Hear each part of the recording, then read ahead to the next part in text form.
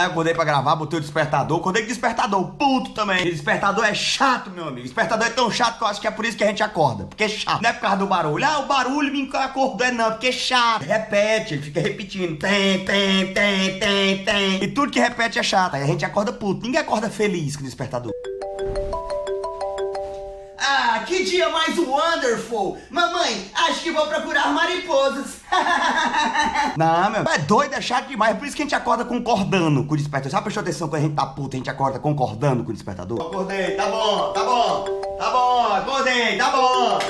Acordei, tô satisfeito? Acordei, já levantei, tá bom. Pronto, tá bom. E aí tô aqui, né? Então já clica logo em gostei aí, concorda no gostei, clica nele e fala, tá bom, amigo. Clica aí no gostei, tá bom. Era pra clicar? Tá clicado. Pronto.